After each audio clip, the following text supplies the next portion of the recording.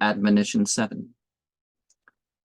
When thou art uncertain in transacting an affair, select that portion of it which will entail no danger to thee. Speak not harshly to a man of gentle speech. Seek not to fight with him who knocks at the door of peace.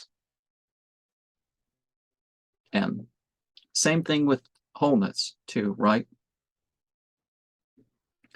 Now, sometimes the offense is so great that it would like need a criminal penalty, right?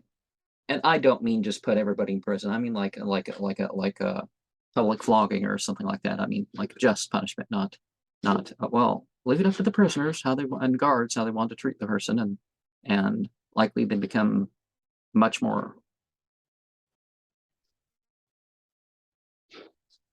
predatory criminal when they come out, or maybe they were not anybody who would hurt someone, and then they become someone who would hurt someone. So